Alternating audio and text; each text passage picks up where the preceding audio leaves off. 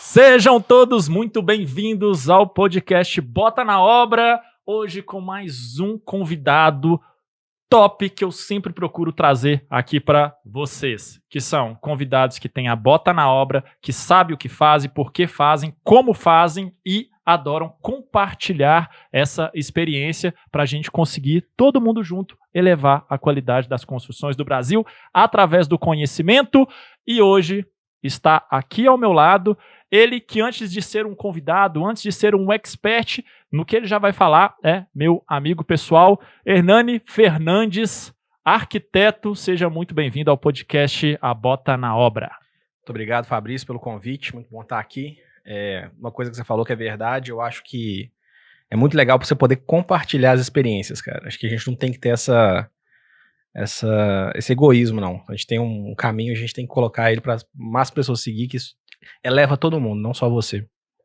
E isso é legal que a galera vai perceber isso aqui, que faz parte do seu DNA, né? Sempre que a gente troca ideias, você é um cara que sempre conta tudo, né? Com certeza. E hoje aqui não vai ser diferente. Mas antes disso, se apresente para a galera que está aqui acompanhando, fala quem é você, o que você faz, quem que é a sua empresa, qual que é a sua experiência, que a galera quer saber assim, velho, quem que é esse cara aí? Então, galera, meu nome é Hernani Fernandes. Eu sou sócio-diretor da Adron, nós somos uma construtora e hoje, basicamente, a gente tem 4 atuações. Nós trabalhamos com planejamento de empreendimentos e planejamento vai muito além do projeto, então é a parte técnica, jurídica, tributária, projeto, marketing, divulgação, produto. Essa é a nossa primeira atuação de planejamento. A segunda é de investimentos imobiliários, então a gente trabalha com captação de investidores, execução de investimentos, né, de ativos imobiliários. A terceira é a execução de obras mesmo, né? Então a gente executa as nossas obras e obras de terceiros. E a quarta é recuperação de empreendimentos imobiliários. Então, se existe algum empreendimento que está quebrando ou quebrou de alguma construtora que não deu conta de dar sequência, a gente intervém, normalmente a gente compra o empreendimento e dá sequência. Recupera, faz uma recuperação aí. Chora, papai! Só isso que vocês fazem? Só. Que legal. Bem restrito. E assim, aí o que a galera... O legal, assim, que às vezes a galera tá muito focada só em executar obras, então você trouxe um monte de outras coisas, né? De 4 coisas, uma é a execução de obras. Sim. Né? Mas assim, que de obra vocês e a Adron estão fazendo hoje, agora, no momento que a gente está gravando esse podcast, o que está em andamento aí para o pessoal entender a tipologia de obras que vocês fazem e etc. Então, hoje nós estamos executando 2 prédios, um de 36 e um de 22 unidades. O de 36, ele é um prédio que a gente está colocando para vender no mercado, então um prédio, uma venda normal, então você anuncia para poder vender para o consumidor final. Tá. Um prédio a gente está fazendo exclusivamente para investidor. Tá. Nós estamos fazendo também um clube recreativo, né, de um condomínio fechado. É uma obra grande também, são mais de 10 mil metros quadrados. Estamos fazendo um salão de festa. Legal. Estamos fazendo 4 casas de alto padrão. Isso são as obras, né? E aí tem vários projetos, cara. Inclusive projeto de recuperação de Mas não conta deles então, não. Pera aí, vou te cortar o seguinte. Vai lá. O que é o da hora? Primeiro, você faz casas. Tem a galera que adora essa parada de casas, mas a gente vai falar deles agora não. Me conta o seguinte. O primeiro prédio, são quantas unidades? 36. Qual que é o VGV desse empreendimento pra galera entender assim? 14 milhões. 14 milhões. Conta só pra galera. E o segundo, o para investidores, que você falou que são 22 unidades. Qual que é o VGV? São 9 milhões. 9 milhões. E pra galera que tá aqui e não sabe o que é VGV. VGV é o valor global de venda. É a somatória de todos os produtos que você tem, que você efetivamente vende num prédio. Então, se eu tenho um prédio de 36 unidades, o meu VGV é o valor de cada unidade vezes os 36, ou valor unitário, tanto faz, mas é o somatório, né? É o máximo que eu posso ter de receita dentro daquele empreendimento. Vendendo as 36 unidades, o quanto que a construtora vai faturar. Correto. Legal. E muito bom. Então a gente está falando aí só dos 2 prédios, a gente falou de quantos milhões de reais somados? 23, né? 23 milhões de reais que está aqui na mesa agora para vocês. E aí o seguinte, como que é? Conta pra galera assim, legal. O Hernani, a Adron, tá fazendo um prédio com 36 unidades e como que é para fazer a viabilidade de um prédio desse? Cara, é muito importante você ter essa visão de planejamento antes da obra. Eu sei que quando as pessoas estão começando, aparece uma oportunidade, então você quer executar antes de planejar. Uhum. Mas esse planejamento ele é fundamental, inclusive é isso que nós trabalhamos, né? nós vendemos. Essa viabilidade, ela normalmente começa pela oportunidade do terreno. Então, na verdade, você tem 2 pontos de pega inicial. Ou você tem um capital inicial, que normalmente é trazido por um investidor. Então, hoje eu tenho uma situação em que eu tenho um grupo de investimentos, eu estou procurando terreno.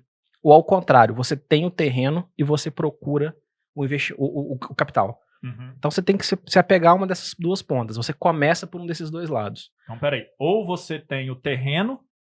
Ou o terreno é uma oportunidade, olha, eu consegui captar esse terreno aqui, Sim. e a partir dele eu vou desenvolver o meu planejamento sabendo que esse é o meu terreno, ou você começa de outra maneira. Não, eu tenho um capital, eu tenho um grupo de investidores, e a partir desse capital eu vou atrás, eu vou desenvolver um produto e vou ver onde ele se encaixa. Então, esse é o início. Esse prédio de 36 unidades, ele começou pelo terreno. Então, foi me apresentado o proprietário do terreno. Hoje são 4 terrenos. Ele era dono de 3, nós compramos o quarto, então são 4 terrenos juntos, né? 2.000 metros quadrados. Então a primeira coisa que você tem que fazer é entender o que a lei te permite construir ali. Ah, então legislação. Legislação, esse é o primeiro passo. Legal. E assim, quando você falou de planejamento, cara, a gente vai continuar isso, mas tem muita gente que confunde essa parte de planejamento de obra. E aí, nem qualquer tipo de obra, a galera acha que planejamento se limita a montar um cronograma. Não, definitivamente não. Sério? Não. Sério. Mas aí, voltando aqui, definitivamente não foi tipo assim, não vamos discorrer mais sobre isso. Não. Tá. Então, foram 4 terrenos. Isso.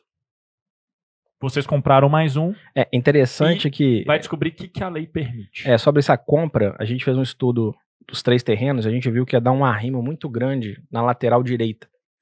Aí tinha um terreno vazio lá, falei assim, cara, o terreno à direita desse terreno, né, já tem um prédio construído. Então, eu economizei, o terreno custou 400 mil, o meu arrimo ia custar 150, ou seja, eu comprei o terreno por 250. Sim. Entendeu? Porque eu economizei um arrimo inteiro na lateral, monstruoso. Então foi uma boa jogada. Mas foi isso. O proprietário tinha 3, eu comprei o quarto. Cara, olha que genial. Então quer dizer que, além disso, né, não só essa vantagem de comprar um terreno mais barato, né? Você tinha um terreno por 400 mil, só que tinha que fazer 150 mil de arrimo. Isso. Então, comprando o terreno, você deixou de fazer o arrimo. Deixei totalmente. Economizei só 150 que mil. Você provavelmente pôde construir mais unidades. Exato. Ainda aumentei meu empreendimento. Então, o proprietário do terreno, ele achou que estava vendendo super bem. Tipo assim, ele vendeu bem, 400 mil era um bom valor pelo terreno. Mas você imaginar que eu economizei 150 mil, ainda pude fazer um quarto a mais, ou seja, eu pude fazer mais 9 apartamentos porque eu comprei esse terreno. Caramba, velho, que jogada. Foi boa. Tá vendo? Então, eu tenho o costume de dizer, e eu tenho falado muito disso aqui no Pedreirão, que é só o conhecimento técnico de engenharia ou só o conhecimento técnico da arquitetura não vai garantir sucesso profissional de ninguém. Não vai. E esse é um exemplo disso. Porque assim, cara, se você, tipo, eu tenho 3 terrenos aqui, beleza, tecnicamente eu meto um arrimo lá na lateral, faço aqui X unidades e ok. Você tem que extrapolar esse pensamento só ali da obra, da estrutura, do produto, da arquitetura. Você tem que ter esse pensamento mais empresarial, mais de... além do ver ao além, né? Você tem que ter essa visão. Legal.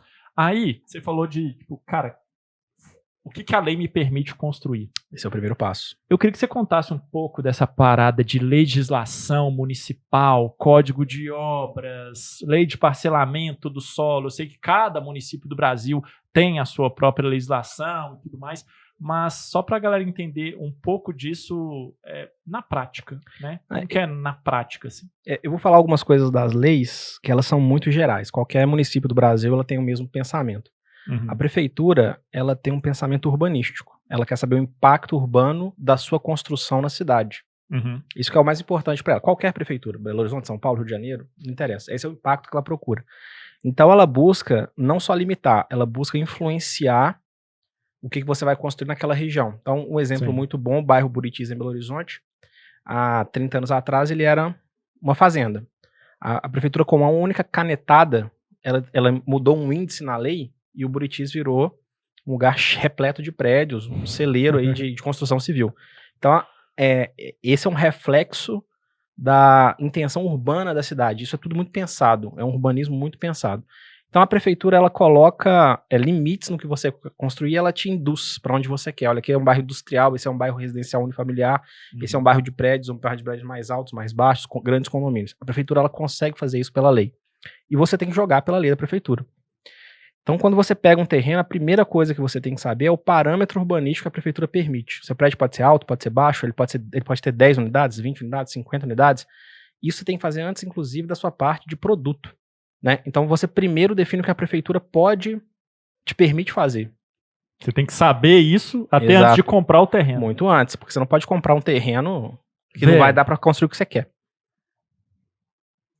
Quero saber de você agora.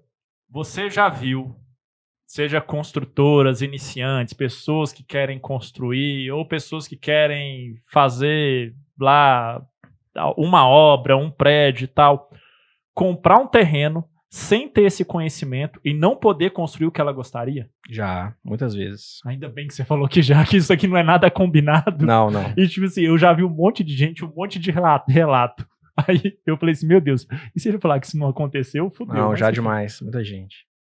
E até o próprio grupo de investidores, que a galera, o cara vai ser leigo, às vezes o cara pode dar uma... E aí é muito importante porque, por exemplo, as maiores cidades, grandes capitais, elas têm uma questão não só de urbanístico, mas patrimônio histórico. Muito comum em São Paulo, no Rio, em Belo Horizonte, Salvador, Porto Alegre, Recife, Brasília. Goiânia, Manaus, pega muito também, que é a questão do patrimônio. Então, por exemplo, esse exemplo que eu tive, é uma construtora muito grande aqui de Belo Horizonte, ela ia comprar 4 terrenos no Santo Antônio, que é um bairro nobre aqui de Belo Horizonte. Sim. E aí, quando ela foi comprar o 4º terreno, ela comprou os 3, na hora de comprar o 4º, ela descobriu que o terreno ao lado, o 5º que seria, né, é um prédio tombado. E aí ela tem que ter um afastamento, um limite de altura. Aí quando ele fala assim, então vamos ficar só com os 3, mas os 3 não batiam o VGV mínimo que uma construtora de alto porte quer ter. Aí perdeu o empreendimento. Inclusive, eu comprei 2 desses terrenos. Assim. Sim. Mas então eles já tinham comprado 3? 3, eles iam comprar o 4º. E aí tem todo aquele processo de ter que vender para outro, não sei o que, ela tem uma burocracia danada. Isso. Né? Não só de perder dinheiro, você, tipo assim, tem uma burocracia gigantesca. Você perde o capital e você perde muito trabalho, né? O capital humano, né? Porque imagina quantas pessoas desenvolveram aquele empreendimento e quanto de... Porque ele já tem ali um empenho de investidores. Olha, vou fazer um prédio aqui nesse perfil, você quer entrar? Quero. A pessoa não paga nada, mas ela tá ali numa expectativa. Você quebrar a expectativa de um investidor é complicado. Cara, eu tô pensando aqui, fazendo uma analogia, então. O código de obras, as regras da prefeitura e tudo mais, é você jogar... É quando você joga um jogo com... Código de obras, cara, é pra obra. Isso é o plano diretor. O plano diretor. O plano diretor e tudo mais é você julgar... Igual aquele jogo de futebol que você...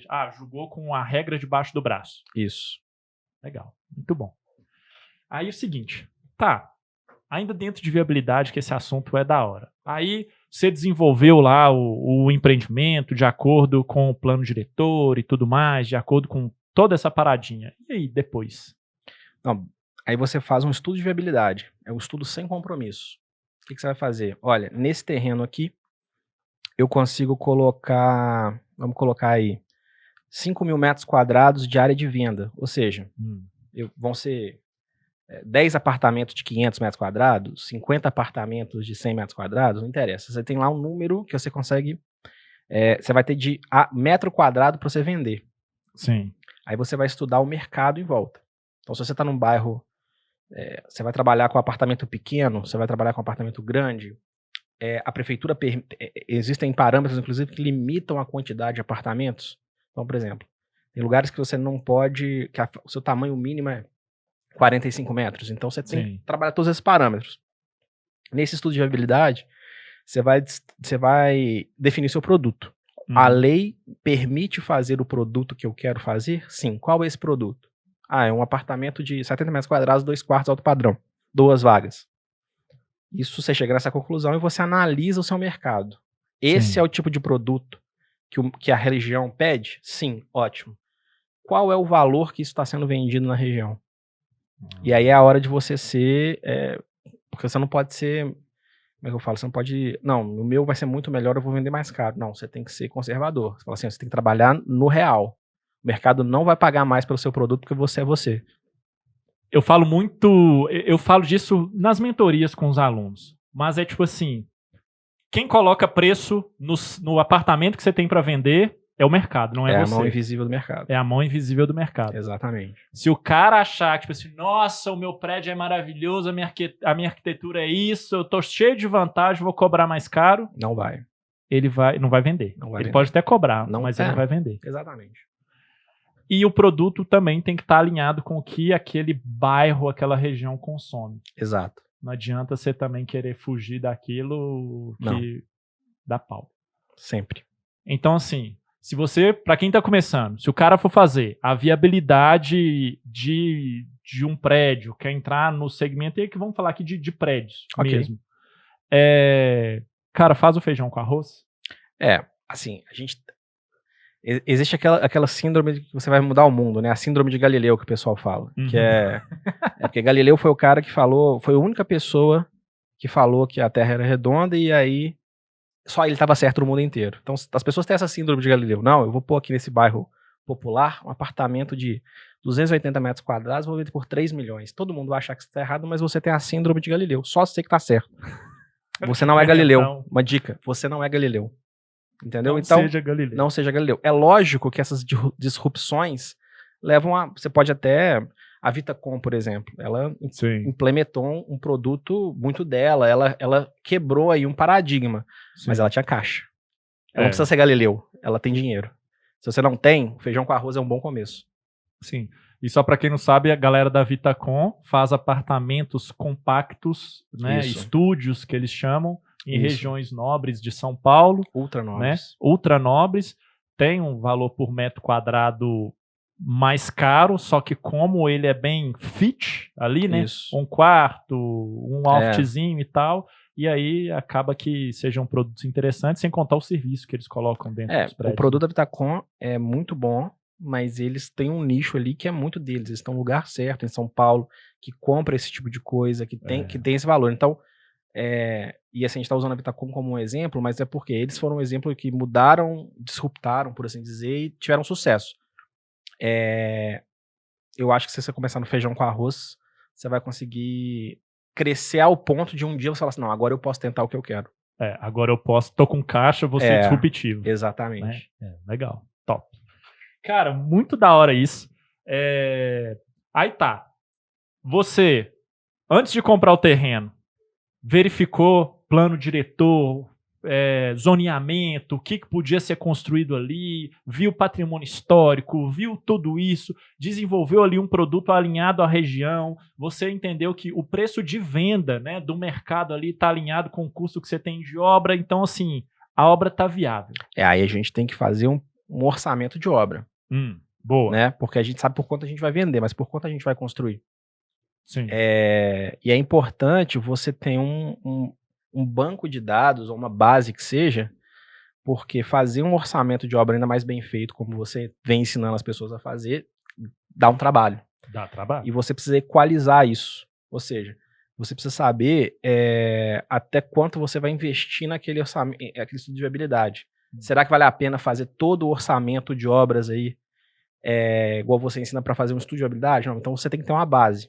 Você não precisa ser preciso, mas naquele momento você precisa ter uma base e precisa ser um valor assim conservador. Então, um valor por metro quadrado. Meu prédio vai ter lá 3 mil metros quadrados já era construído, eu tô fazendo ele a 3 mil reais o metro quadrado, 2.500 dá X milhões. Tá. Isso aqui não é combinado, por isso que eu tô rindo. No estudo de viabilidade, no caso da Adro e tudo mais, vocês utilizam Cube? Sim, mas é porque a gente tem um banco de dados que a gente sabe trabalhar com o Cube. O Cube não é X vezes Y. O cara é bom. O cara é bom, galera. O É cara isso. é bom. A gente não combinou, galera.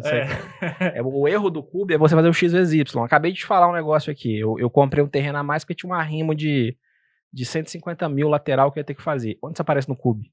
No X vezes Y, ele tá onde? Então não existe. Então você tem que saber, o Cube é uma excelente ferramenta para Sim. esse passo.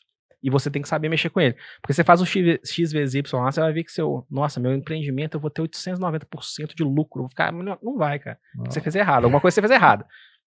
Entendeu? Então, assim, a gente trabalha hoje, para eu fazer a viabilidade, eu faço um Cube que ele é muito afinado porque eu tenho um bom banco de dados, né? Sim. Cara, o que é legal, o que eu tô rindo disso aqui? Primeira coisa, eu vejo gente na internet falando que o Cube não funciona. Não utilize o Cube, que Cube não funciona. E aí eu sempre falo assim, tá, beleza, galera. O Cube existe desde 1964, enfim, ele faz parte até da lei da incorporação, quando você vai incorporar o empreendimento lá no cartório e tudo mais, e aí chega alguém e fala que não funciona. É o Galileu. É o Galileu. Aí chegou o Ele Galileu. viu sozinho, só no ele. alto do trono de sabedoria, que aquilo tá errado tem 55 anos. E um negócio muito legal que, uma coisa é eu, Fabrício, falar isso pra galera que me segue, pra minha audiência e tudo mais. Outra coisa é, vem um outro especialista que tá ali com a bota na obra, tá com a pele no jogo e falando assim, cara, eu utilizo, mas você falou assim, é um passo, o que eu entendi? Né? É um passo inicial, você tem que saber jogar com ele. Claro. E aí que a galera tem que entender, engenheiros e arquitetos, independente se é recém-formado ou se tem mais tempo de jornada, se é engenheiro, se é arquiteto, se trabalha em obra ou não, tá? Por isso que chama curso unitário básico, né? Exato. Ele não chama curso unitário avançado. Final. Da hora. Ó, legal.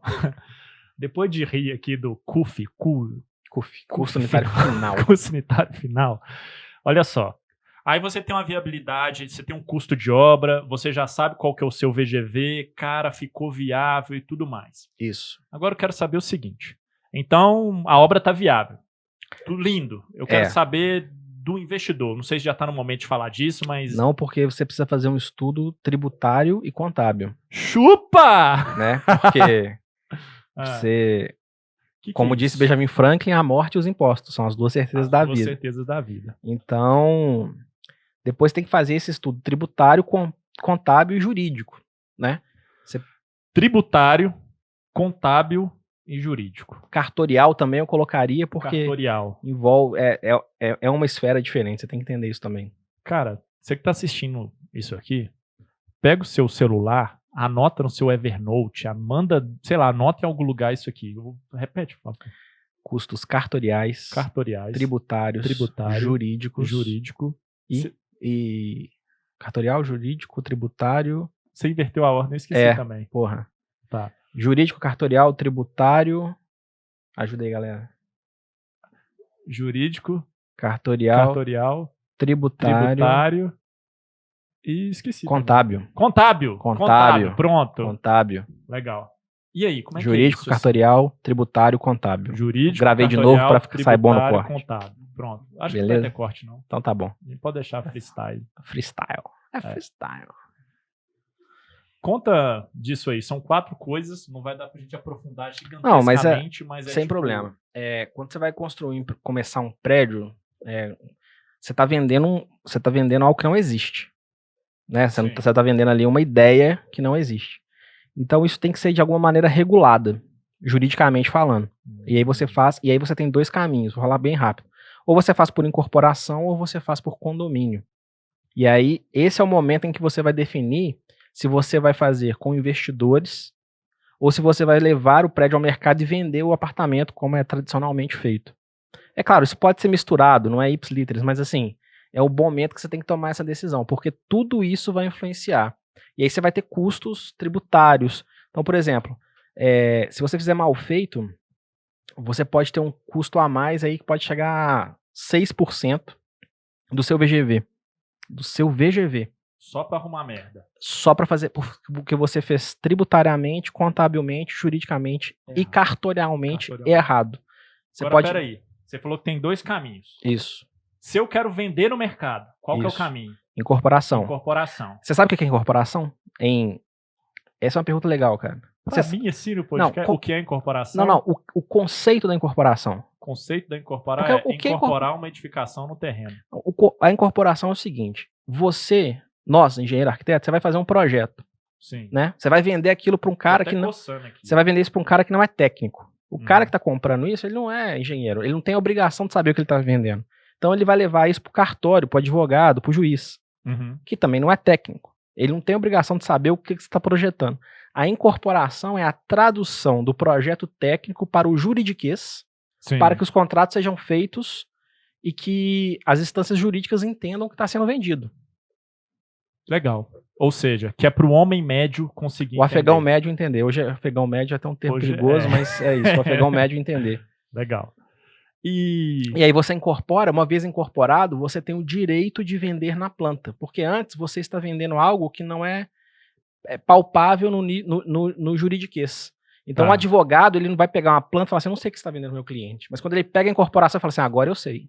Então olha só, para vender na planta tem que ter incorporação. Ter incorporação. E não ter incorporação e vender na planta é crime. É crime. Crime. Tá? É crime. Crime. Então, se liga nisso aí. Então, primeiro caminho. Quero vender na planta, incorporação. Tem o grupo de investidores, tem o grupo onde esses investidores, cada um vai ficar com um apartamento, ou se sim ou se não, depois você detalha isso. Qual que é o outro caminho? Condomínio. Obra por condomínio. Obra por condomínio. Isso. Então, anota aí também no seu celular ou no seu, sei lá, no seu Evernote. Estou fazendo muita propaganda do Evernote. Você tomou essa decisão, aí com essa decisão, você vai ver todos os parâmetros jurídicos, cartoriais, transferir esse terreno, porque você está comprando terreno de alguém, ou permutando. Se você está comprando ou permutando, não interessa, você tem que transferir da pessoa que tem o terreno para a pessoa jurídica que está fazendo a obra, seja ela quem for. Seja a sua empresa, seja uma SPE, seja o grupo de condomínio, você tem que fazer essa transferência. E se você não ficar atento, você tem que pagar um ITBI, né, que é o imposto... Transmissão de bens imóveis. Isso, tem que pagar? Tem que pagar. Você consegue ali um intervalo de, sei lá, deixar Olha, cara, de pagar? Existe algumas brechas aí na legislação falando que você pode trabalhar com esse terreno como fazer uma sociedade, mas eu acho... É uma linha muito tênue. Uma linha tênue. Melhor, passa o terreno, paga o ITBI. Isso é um custo do seu empreendimento. Ele está lá, você incorpora isso. Assume isso e para de querer dar jeitinho. Exato. Dia isso pode ser legalizado, ótimo. Mas enquanto está nessa linha tênue, faz o que tem que ser feito. Top. Se você pagar... Isso é tão importante porque eu tenho um terreno lá de 1.000 metros quadrados. Ele custa... R$100.000, o ITBI dele é R$2.500. Você vai ter R$3.000, R$4.000 de custo cartorial. Sim. Se você fizer isso no momento errado, quando você for transferir, você não vai transferir o terreno. Você vai transferir você vai pagar imposto não sobre o terreno, mas sobre o VGV, sobre cada unidade que você ainda vai construir. Aí o pau quebra. Então é por isso que eu falo, o estudo cartorial, jurídico, contábil, isso aí você com certeza pode ter uma variação aí de 8% no seu VGV. Então vamos fazer uma conta aqui lá. Que é seu lucro, tá saindo seu lucro. Então se o cara tiver com um VGV de R$10 milhões, 8%. Você tá 800 mil. 800 você tá gastando a mais do que você deveria gastar. Veja bem, você pode economizar esses 800 mil para manter o seu empreendimento 100% legal. Você pode fazer isso gastando X ou gastando X mais 800 mil. Então, se você não faz esse estudo antes, se você não define isso antes muito bem definido, gente, eu não tô falando nem de fazer projeto, não. A gente não faz projeto.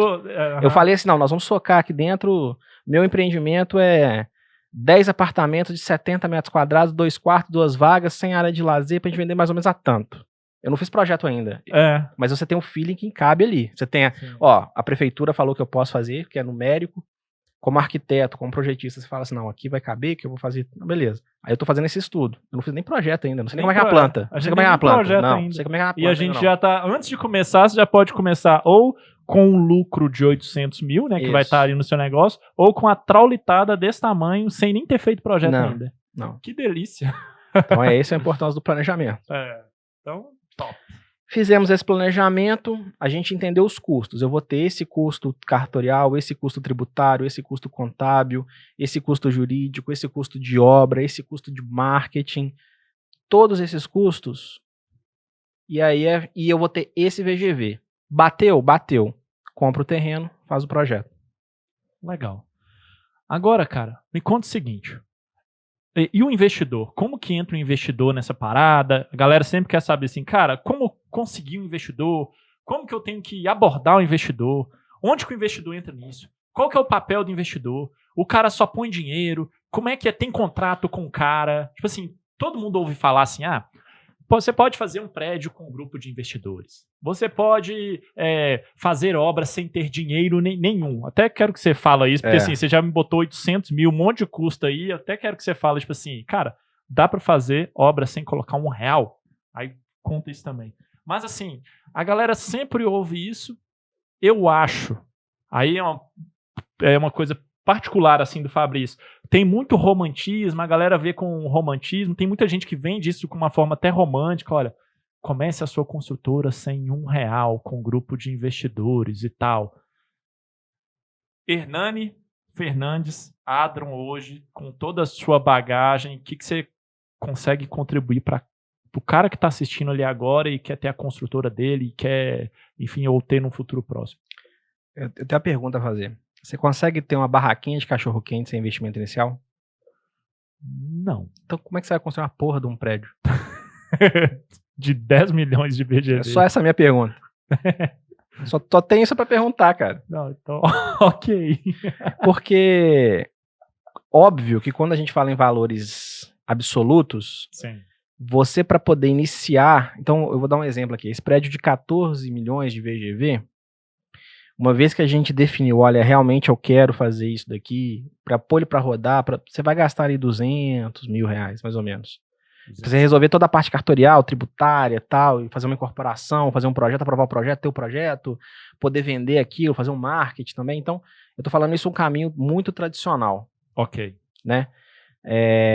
Mas o que acontece quando você precisa de um investidor? Invariavelmente, você vai precisar de uma verba de alto risco. Eu falo assim, quando você tem um projeto aprovado, a prefeitura, um alvará na prefeitura, a prefeitura atestando que você pode construir aquilo que você está prometendo, é fácil, não é tão difícil. Agora, você pegar aquele primeiro investidor no laço, porque às vezes, quando a gente começa, realmente, assim, você precisa de R$10 mil para aprovar um projeto. Você está começando, você não tem. Assim como você precisa, sei lá, de R$3 mil para ter uma barraquinha, um carrinho de cachorro-quente. Um carrinho de cachorro-quente. Então você precisa provar isso na prefeitura. Mesmo que você seja o arquiteto, não, eu vou fazer o projeto. Ok, tem taxa. Isso. Né? Então você vai precisar de uma grana. Então, esse primeiro investidor, você precisa ser uma pessoa mais próxima, não tem jeito. Tem que ser uma pessoa que tenha confiança em você. Ou você tem um capital seu próprio. Vou pegar esse exemplo dos 200 mil, porque aí a galera consegue entender. Você tem lá 10 milhões de VGV, 200 14, mil. 14 milhões de VGV e 200 mil ali para viabilizar. Isso. Ou você paga ou sai do investidor. Alguém tem que pagar essa conta. Alguém tem que pagar. E esse cara é o cara que ganha bem. Você tem que dar uma remuneração para ele bacana. Porque ele assumiu mais risco. Ele assumiu mais risco. Do que o cara que depois que tá, igual você falou, projeto aprovou aprovado, na prefeitura, incorporação, pode fazer, tá tudo redondinho, tudo só começar a obra. Exato. Da hora.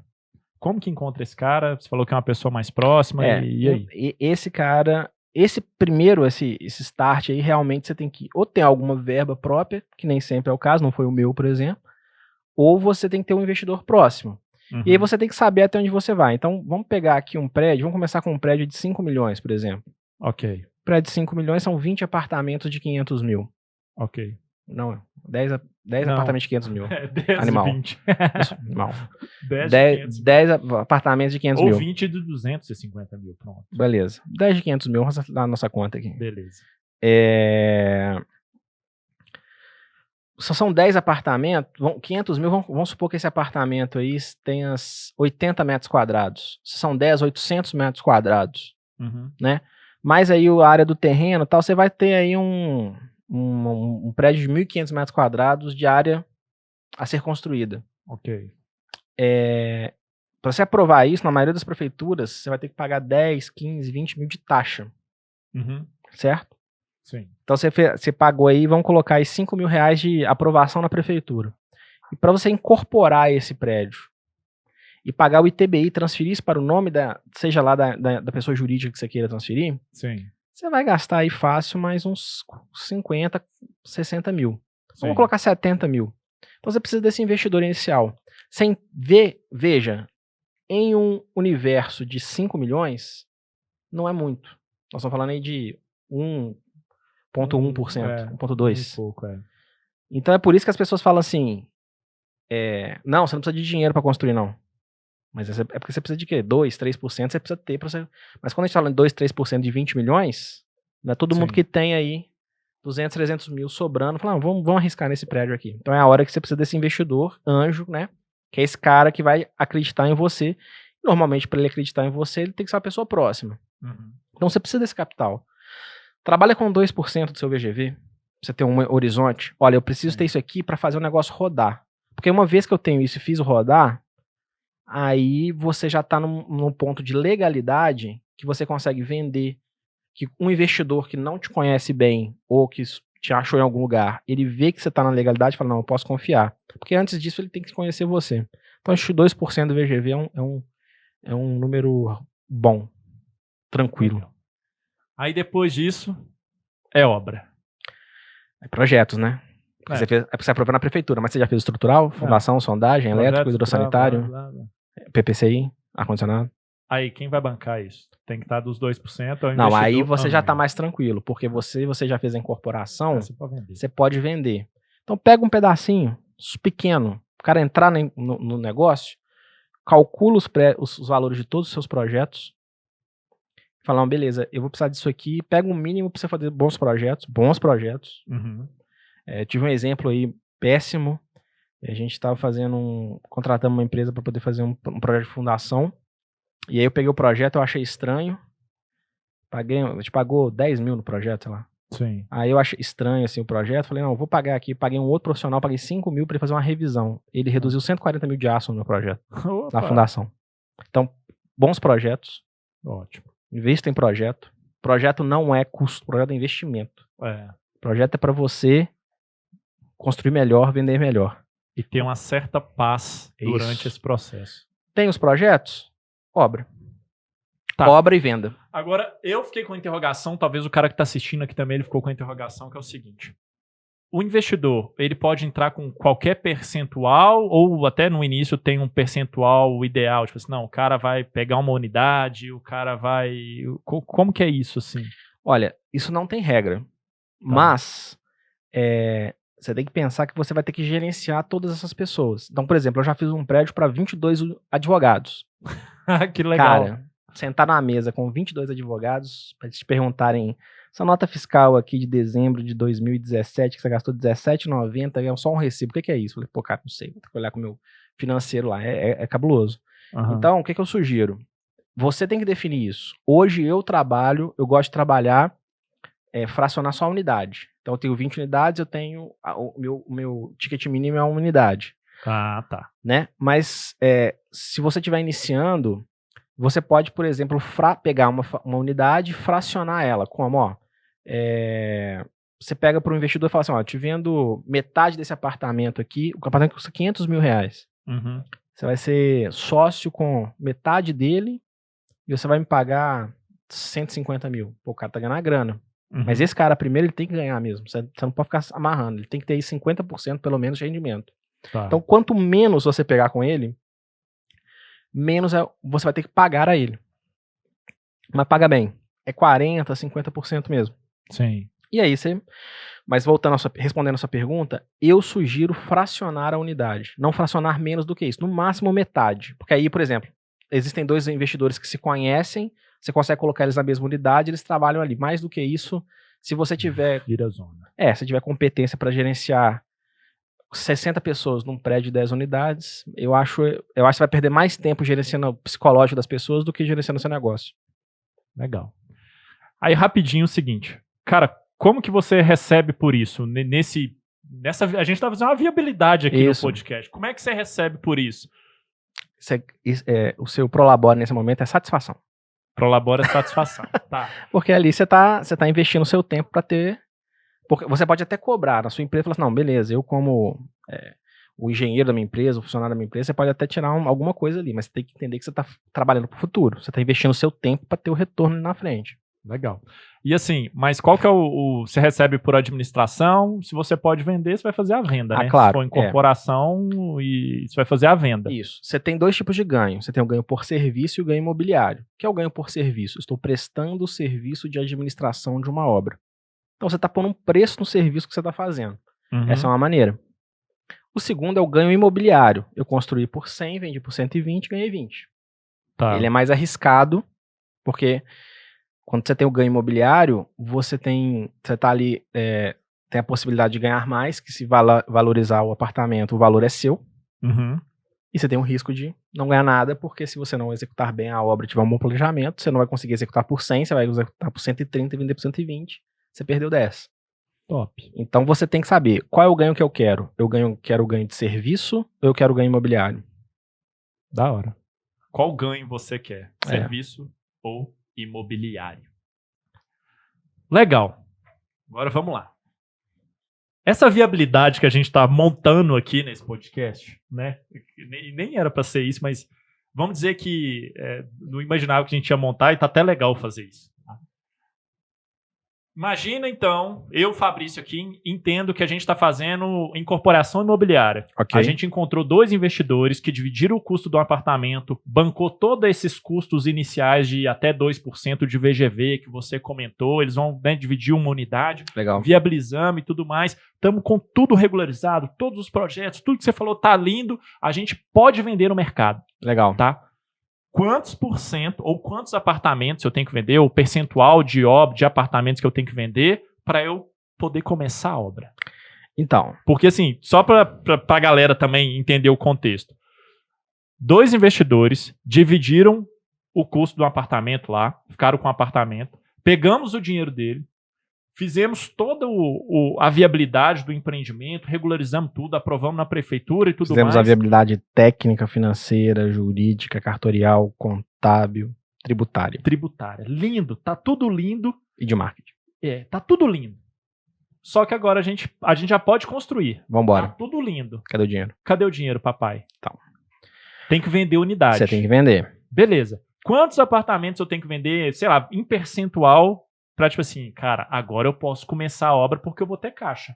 Né? Aí depende depende de você.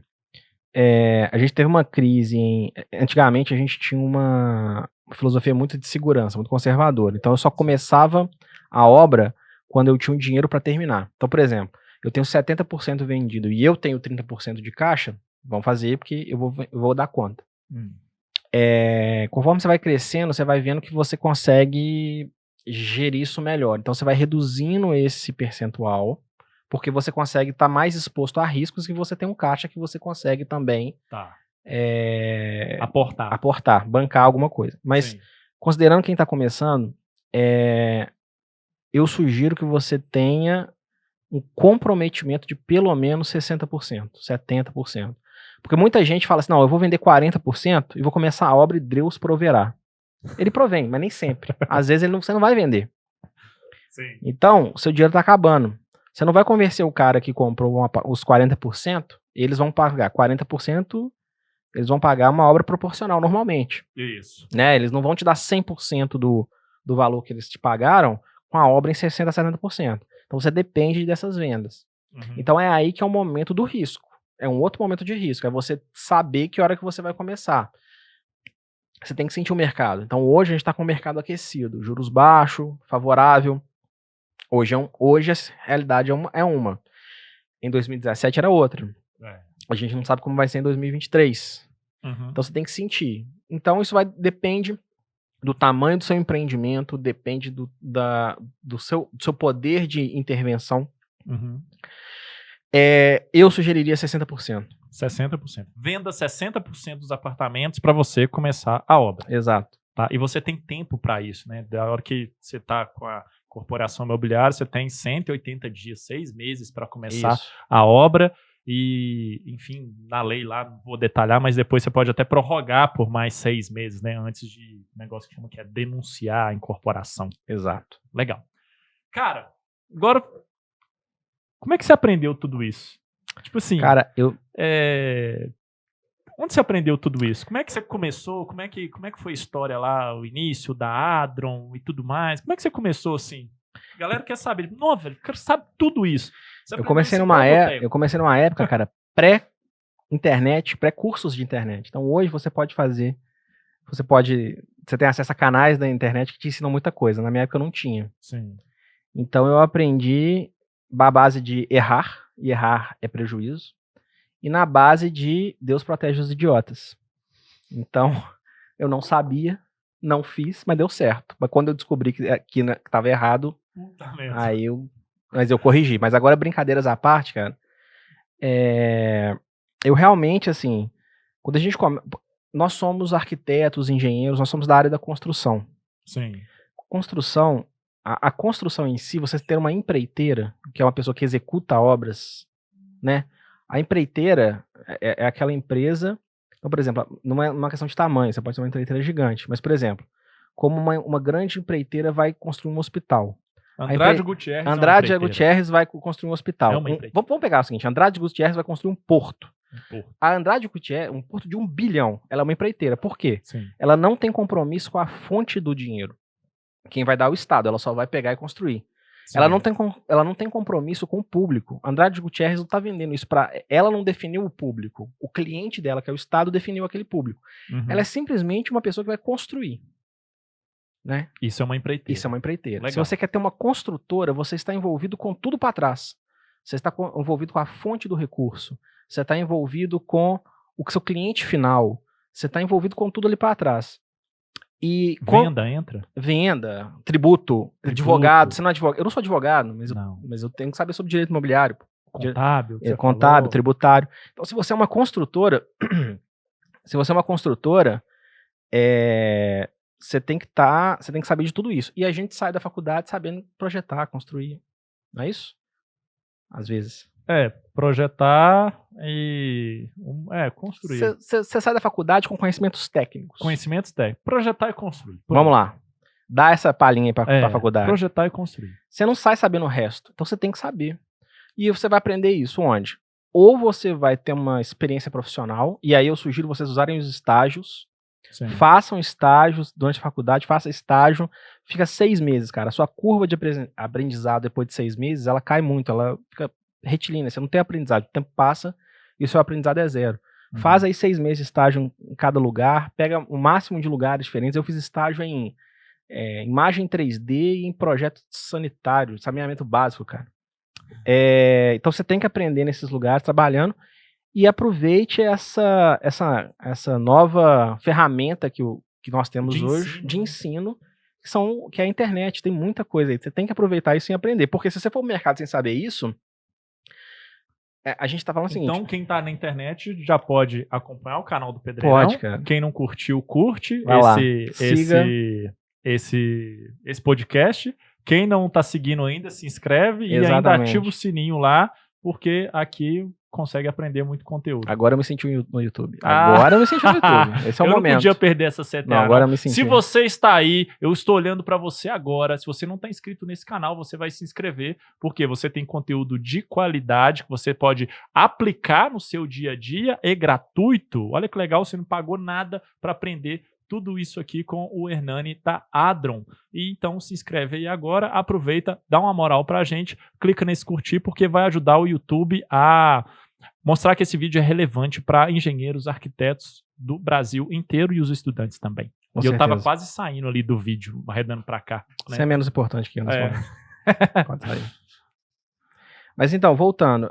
Eu aprendi realmente assim, na prática. Não foi o melhor aprendizado. Eu tive sorte dos meus erros não me quebrarem totalmente. Não conte com essa sorte. Legal. E é verdade, assim, porque quando a gente começa, a gente tem uma tendência, e aí, como a gente falou, assim, eu comecei com experiência em projeto e obra, não tinha nenhuma dessas experiências que eu tive antes.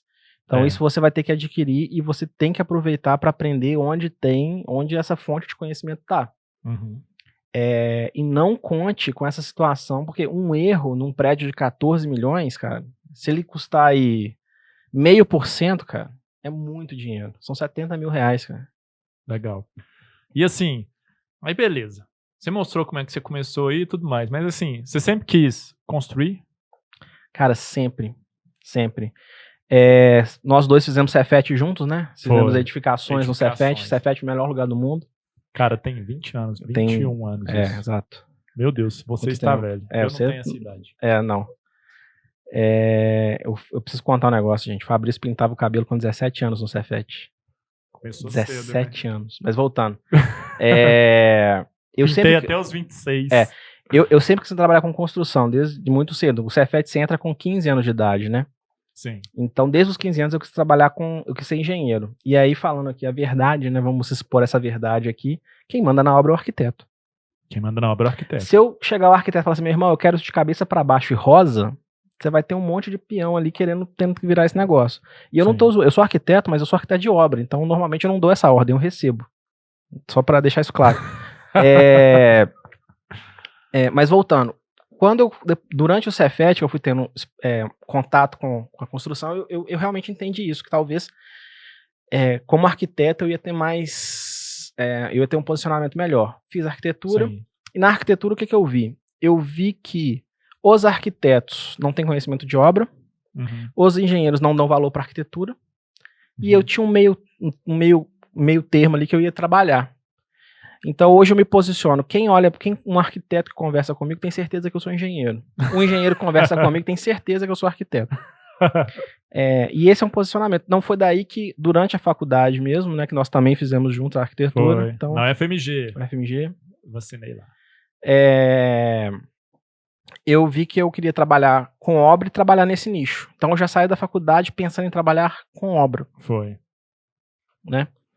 E aí, quando a gente saiu, eu comecei uma empresa, a gente começou com pequenas reformas de apartamento, coisas pequenas, fazíamos projeto também, porque, né, não pode negar nada, está começando.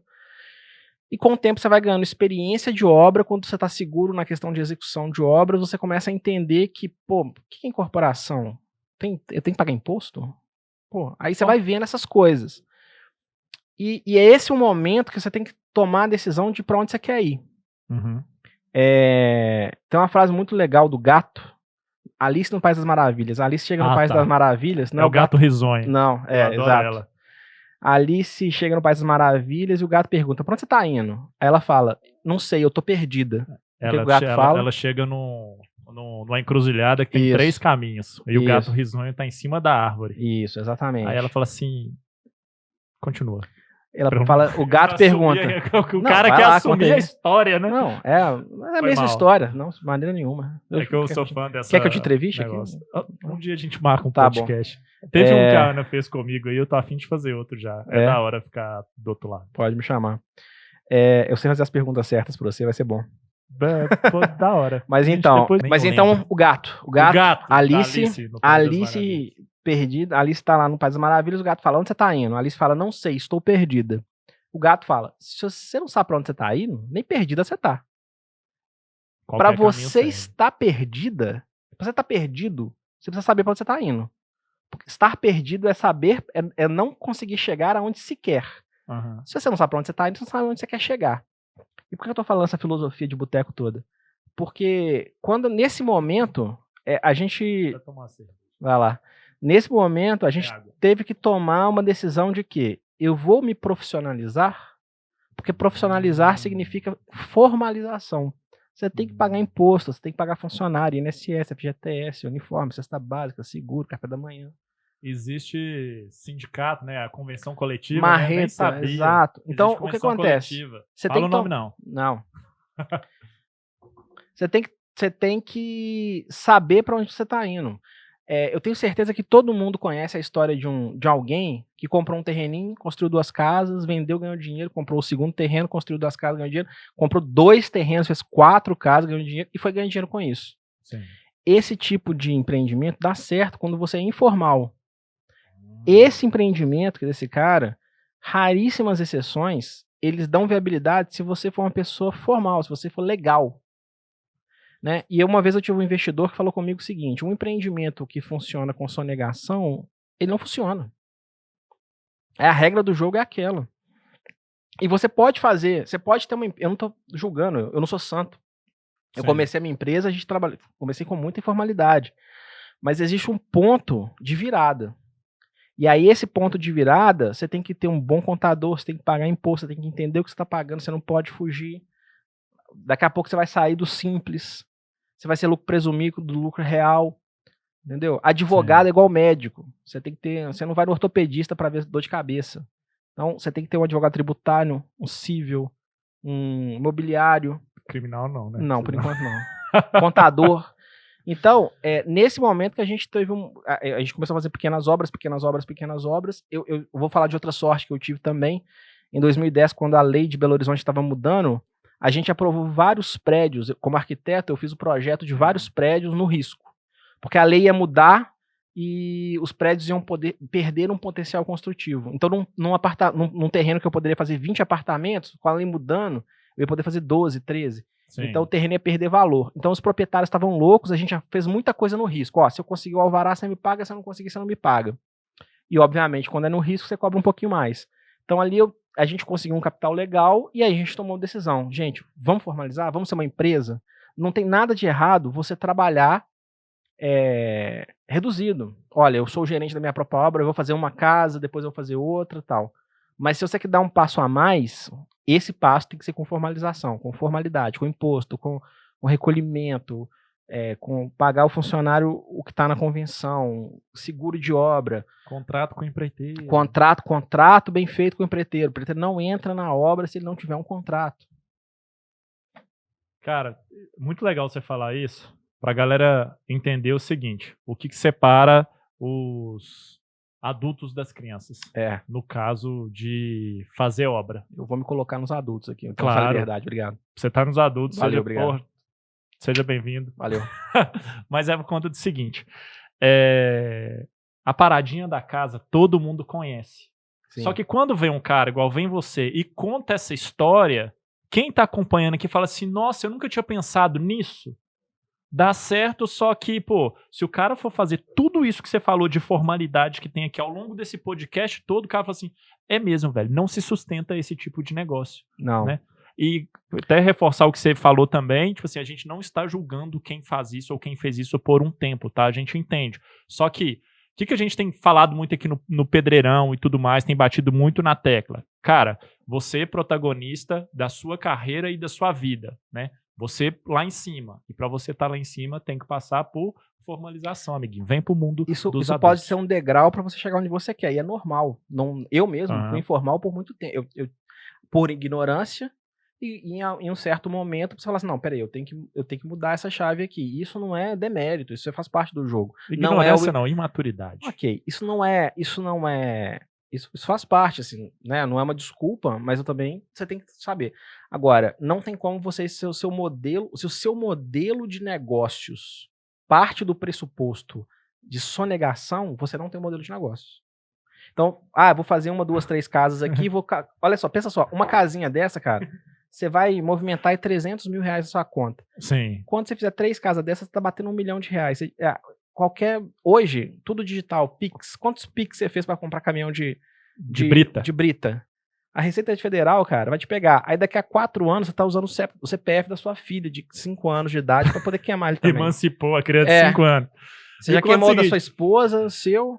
Eu até falei assim, cara, não existe negócio grande informal. Aí né? Eu falei, só tráfico de drogas. Exatamente. Você quer ser milionário na informalidade? Só tráfico de drogas. Só tráfico de drogas. Bom demais. Agora, olha só. Cara, da hora ver sua trajetória, como é que começou e tudo mais. Só que no início desse podcast você falou que também tá fazendo 4 casas de alto padrão. conta pra galera que quer atuar nesse nicho. Tem um monte de gente que me acompanha, ou o cara quer começar, ou assim, ou o cara é apaixonado por casas, né? E você já até me falou assim, cara, eu faço porque eu tenho prazer, me dá mais prazer do que dinheiro, né? Sem dúvida. E gerar valor pra gente não é só valor financeiro, né? Claro. Às vezes satisfação, isso, né? Reconhecimento, Pô, cheguei fazer aqui algo todo por feliz prazer. mostrando a foto da casa que eu fiz aqui. Isso é bom, cara. Isso é gostoso. Isso. A sua fã número 1, né? Exatamente. E, enfim, conta pra galera que quer atuar nesse nicho de casas, conta um pouquinho pra galera como que funciona esse nicho, enfim, sei lá, traz aí o que você quer falar desse nicho aí, pra eu também não te direcionar. Isso aí, agora você vai ficar livre. O fato de você estar fazendo uma casa não significa que você não tem que passar por todas as etapas que eu falei. Você tem que ter um planejamento tributário. Quando você tem um terreno lá, no cartório é um terreno vazio. Quando você chega lá e fala assim, ô cartório, tá aqui o Habits, isso aqui virou uma casa. O cartório vai falar assim, perfeitamente, guia INSS, você pagou? Não, CREO. Você acha que quando você for entregar a sua casa e você chegar com a guia lá de 60 mil reais pro proprietário e falar assim, o que é isso aqui, cara? Não, a gente só negou a gente não tinha CNO. a gente só negou aqui durante todo a obra e agora a gente tem que pagar. Eu falei, não, eu tô te pagando pra fazer o negócio direito. Você só negou, você tá errado, você paga isso aí. Então, não achem que para você fazer uma casa você não tem que passar por essas etapas. É mais simples? Sem dúvida. Você não precisa de incorporação, né? Porque a casa, você lembra aqueles dois caminhos? Incorporação e condomínio? Teoricamente, na casa você está pagando, você está recebendo ganho imobiliário ou ganho por serviço? É um ganho por serviço. Ganho por serviço. Então, você está fazendo, por exemplo, uma obra por administração. Só que todos aqueles passos também tem que fazer. Eu não vou voltar neles, não vou explicar, mas você precisa ficar atento. Volte você na sua timeline no YouTube. Procure, uma dica que eu dou, vai fazer uma casa, procure um contador. Pergunte para ele como não pagar uma guia de INSS ao final. Recolha durante a sua obra. Se você não recolher, você vai ter uma obra informal e no final você vai pagar do mesmo jeito. Então paga antes, cara. Tem a obra certinha e não paga no final. Ou no amor ou na dor. Você vai pagar. Vai sair do bolso de alguém, que seja do seu cliente, que seja na hora certa, que seja da maneira correta. Então, voltando. Voltando, pra gente poder falar da casa. Além dessa questão também tributária, que você tem que tomar cuidado, você tem que avaliar, hoje a gente faz casas por administração. Então a obra por administração. O Fabrício que quer construir a casa dos sonhos dele e tudo mais, eu procurei o Hernani da Adron, aí você faz tudo que eu preciso. Você vai trazer um projeto, eu vou orçar esse projeto para você, eu vou fazer um orçamento de novo com o Cube, mas baseado no meu banco de dados, que eu já tenho muitas casas aí para fazer, que já fiz. Eu vou falar, sua casa vai custar 500 mil. Ótimo. Eu vou te cobrar 15% de administração. Ótimo. Beleza. Então é isso. Como que eu trabalho? Os meus 15% eles são fixos. Então, no início a gente já definiu 15%, 10 meses vai ser sua obra. Então eu já tenho uma previsibilidade de quanto que eu vou ter de receita ali. Isso é bom pra mim, bom pra sua empresa. Você sabe que você vai ganhar, daqui a 8 meses você tem um pingado ali que você já sabe. Isso também fala que se você combinou de fazer em 10 meses a casa, se você fizer em 12, você vai trabalhar de graça. Se você não quer trabalhar de graça, faça a casa em 10 meses, né? E a casa, por que eu gosto de trabalhar com administração em casas? Porque o prédio, quando você faz o prédio, quem decide o que vai estar o acabamento do meu prédio é a minha arquiteta. Ela vai lá, ela me apresenta lá os custos, eu falo, beleza, vamos fazer, gostei, bonito e tal. Quem escolhe os acabamentos são os proprietários. E você não tem controle sobre isso. E o proprietário, ele escolhe o acabamento por mês. No mês, quando você está na fundação, ele quer um piso. Quando você fez a fundação rasa, ele quer outro. Quando você tá na alvenaria, ele já quer outra coisa. Ele te liga uma semana e fala assim, Hernani, tive no Home Center e eu vi agora que um porcelanato que eu tô, cara, apaixonada. A esposa do cara lá diz, cara, eu vou mudar. Isso. Então, o que acontece? Uma sugestão que eu dou separar o material dos outros custos da obra. Porque a mão de obra você consegue mensurar. Olha, eu vou ter que instalar 200 metros quadrados de piso. Se esse piso é de granito, ou de porcelanato, ou vinílico, tem uma diferença no custo de mão de obra? Tem. Mas ele é muito mais mensurável do que você imaginar que o cara pode colocar um porcelanato de 50 reais ou um mármore rosa de Israel de 1.200. Isso você não consegue mensurar. Eu já fiz uma casa uma vez que a gente estava perfeito no cronograma, A mulher queria colocar um lustre de 70 mil reais. Eu falei, isso não tá no meu cronograma. Como é que eu ia saber lá atrás que você ia colocar um lustre aqui de 70 mil reais? Lustre de 70 mil? Então, assim, você não tem esse controle. Então, minhas sugestões para quem quer trabalhar com casa. Administração. Ótimo. Isole o preço do material para o proprietário ficar tranquilo em escolher o que ele quer. Se ele escolher o mais caro, ele vai ter o mais caro. Se ele escolher o mais barato, ele vai ter o mais barato. Isso, você tira a sua responsabilidade disso. Então, você cobre a sua mão de obra. Olha, minha mão de obra fixa é tanto e tanto. E se o cara quiser alterações, você cobra essas alterações. Ótimo. Eu adoro fazer casa. Eu tô fazendo 4 casas lá no escritório. Mas, por exemplo, hoje eu faço porque as casas me dão pouco trabalho. Eu tenho uma equipe. Isso é importante vocês entenderem. Você que está acompanhando, é importante você entender isso. As casas me dão, a minha pessoa, CPF, Hernani, pouquíssimo trabalho. Eu tenho uma equipe. Então, a minha obra roda bem, os pedidos de compra chegam bem, eu tenho uma equipe de projeto. Tá faltando um encarregado, ele tem uma dúvida de projeto, liga direto para minha arquiteta. Tá precisando de material, liga para a equipe de compras. Então, eu faço a obra, hoje eu só faço porque eu gosto muito e porque me dá pouco trabalho. Uhum. Toma pouco do meu tempo. Porque você vai ter que, em uma hora, delegar. E aí você tem que gastar o seu tempo com coisas maiores. Eu hoje me dou esse prazer de passar tempo construindo casa, porque eu adoro, cara. Hoje de manhã eu tava em obra. Então eu tô fazendo obra de 14 milhões, tô fazendo casa de 600 mil. Porque é bom, cara. É massa demais, assim. Legal. Dá uma satisfação. E principalmente, não toma meu tempo. Porque a partir do momento que a obra começar a tomar o meu tempo, se eu tiver que escolher o tempo de uma obra de X ou de 20X, eu vou abrir mão disso aqui. Então hoje, como eu tenho uma equipe que faz a obra da casa rodar sem eu ter que ir ali, então eu continuo fazendo. Então o cara tem que entender, né? Você aí que está acompanhando, você tem que entender, você que quer começar nesse nicho de casas, porque ou é apaixonado por casas, ou porque é um nicho que a galera começa muito. É, né? Um bom lugar para começar. Ele acha, tipo assim, cara, vou fazer um prédio de 14 milhões, tipo assim, não, é muito para mim, deixa eu começar com casas. Sim. Mas ele tem que entender que, já que ele não tem uma equipe igual você hoje tem, talvez ele vai ser o comprador, o administrativo, às vezes ele vai ter que levar coisas na obra. Exato. Né? O carreto. Essa é boa, hein? Eu não tenho uma caminhonete, cara. Sério? Não tenho. Nossa, fala sobre isso que eu zoei pra galera. Zoei assim, né? Eu odeio caminhonete, tem uma construtora, velho. Caminhonete é um carro com buraco atrás. E eu não pago caro por um buraco. Isso. Se você tem uma construtora, a minha primeira dica é não tenha uma Saveiro. Não tenha uma caminhonete. Nenhuma na sua empresa, nenhuma. Se a sua obra tem que fazer um carreto, é o custo da obra. Sim. Não é o custo do diretor técnico da obra pegar uma caminhonete, encher... Cara, eu nunca fiz isso.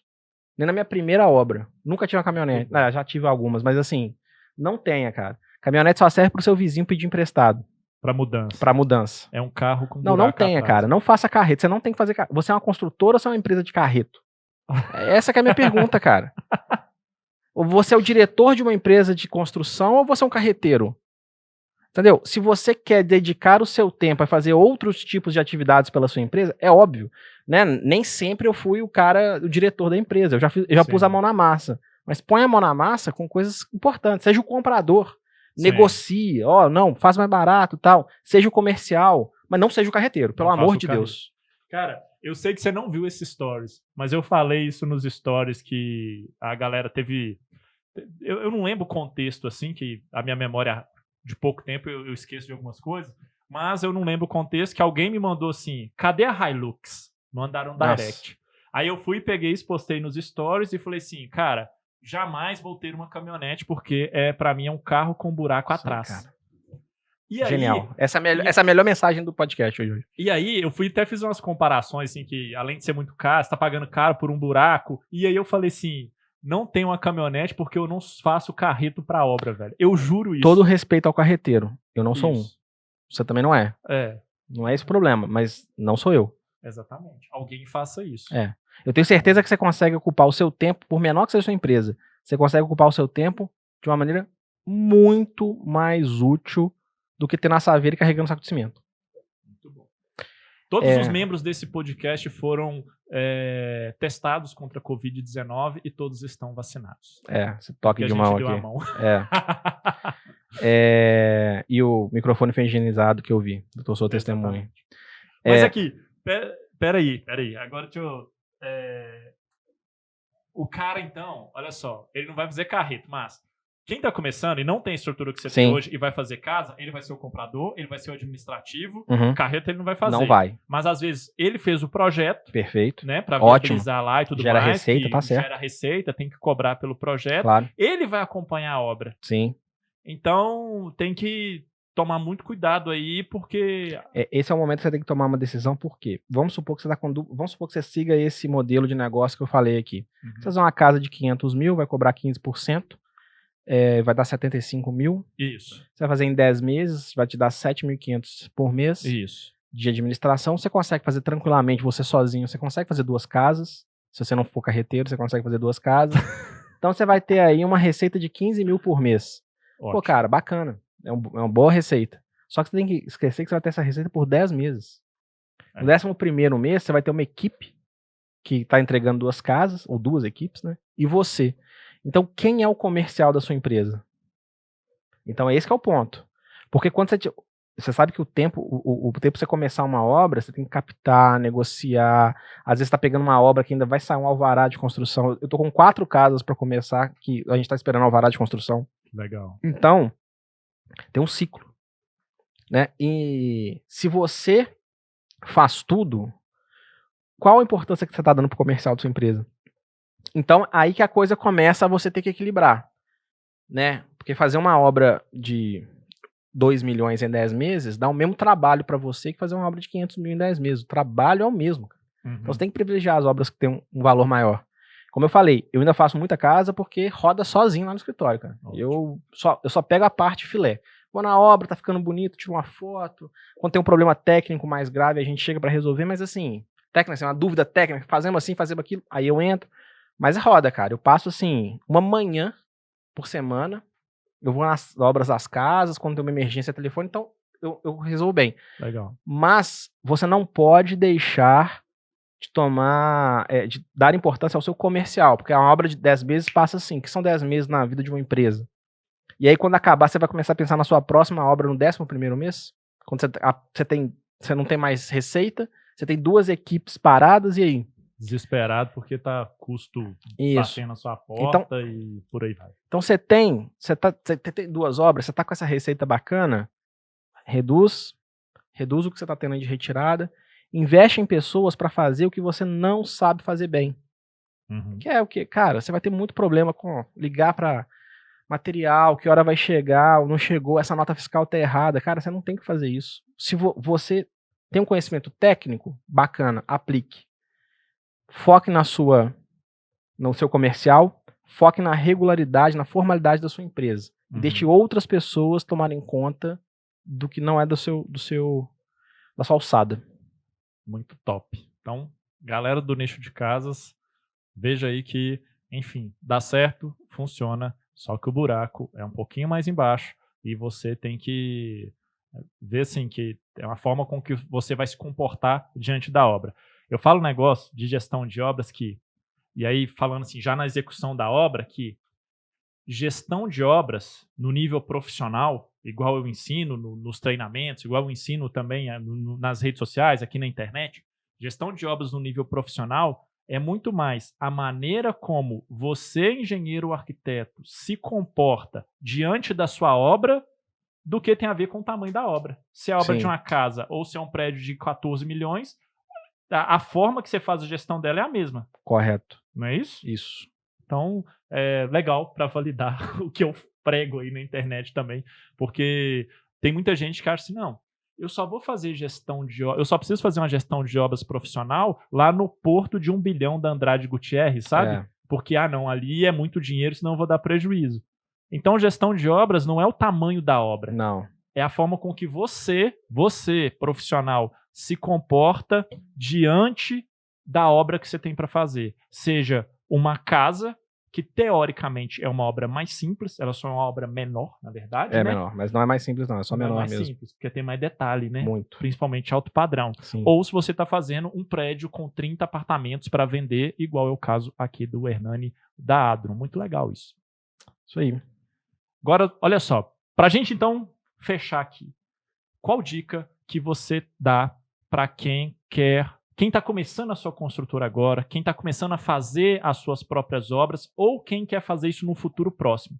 Porque quem acompanha a gente, quem me acompanha o Pedrinão, quem acompanha esse podcast, quem me acompanha nas redes sociais, geralmente ou o cara começou a fazer as suas próprias obras, ou ele aspira fazer isso num futuro próximo, é um aspirante. Certo. Então, assim, cara, você já deu 1 bilhão de dicas aí. Esse podcast aqui podia ser vendido facilmente por, sei lá, um ticket de R$97 para o cara acompanhar, tá? Assim, só para bancar a sua cerveja no final de semana. Bom. Eu ia falar, você viu que eu ia falar o nome da cerveja. Não, é só Entendeu? cerveja. Uma cerveja de final de semana.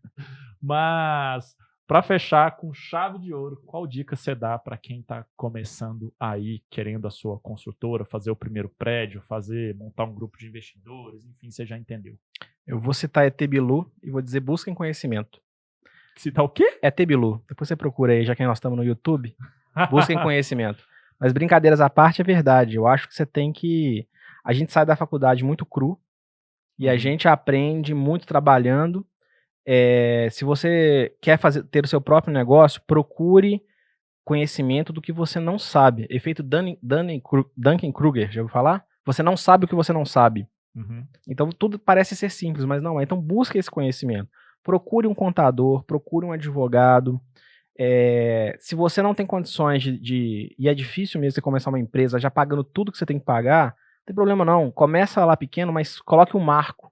Olha, eu vou fazer 3, 4 obras aqui de uma maneira um pouco mais informal, mas eu sei onde eu quero chegar, né? E a formalidade só te traz vantagens. Você consegue ter proximidade com agentes financeiros. Quando você é organizado, você chama mais os investidores, eles te dão mais atenção.